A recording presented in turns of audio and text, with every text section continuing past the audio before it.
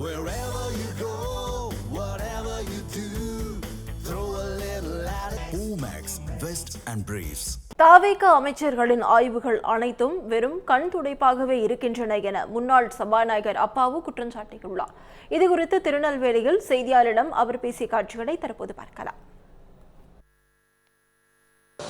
அமைச்சரே நேரில் வந்து அதிகாரிகளை கூப்பிட்டு இந்த மாவட்டத்தில் இவ்வளவு கோரியை நாம் மூடினதாட்டு என்ன செய்யுங்க, ரெக்கார்ட் பண்ணி அப்படியே அறிவிச்சிருங்க அப்படின்னு சொல்லிட்டு போகிறாங்களே தவிர அதில் தவறு செய்தவர்கள் மீது சரியான நடவடிக்கை எடுக்கலை.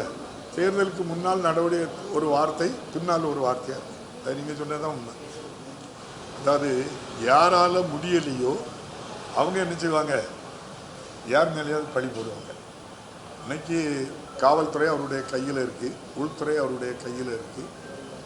அந்த பணி வந்து ஏதோ ஷூட்டிங்க்கு 2 மணி நேரம் 6 மணி நேரம் ஷூட்டிங் முடிஞ்சு வீட்டில் போய் ரெஸ்ட் எடுக்கலாங்கக்கூடிய பணி இல்லை. அவர் உட்கார்ந்துருக்க பணி 24 ஹவர்ஸும் ரெஸ்பான்சிபிலிட்டியாக இருக்கணும். ஜட்ஜ்மெண்ட்டை தந்திருக்கேன். அதில் ரொம்ப குறிப்பாக சொன்னது வந்து உச்சநீதிமன்றத்தால் 10 ஆண்டு காலம் தாமதம் ஏற்படுத்தியதால் ஜனநாயகத்தின் ஆன்மாவையே அழிக்கின்ற ஒரு செயல் அந்த செயல். அது நல்ல தீர்ப்பு. அதனால தான் காலம் கடந்து வந்தாலும் நல்ல தீர்ப்பு அப்படின்னு சொல்கிறேன். அது ஒரு இந்திய ஜனநாயகத்தையும் இந்திய அரசியலமைப்பையும் பாதுகாத்திருக்காங்க.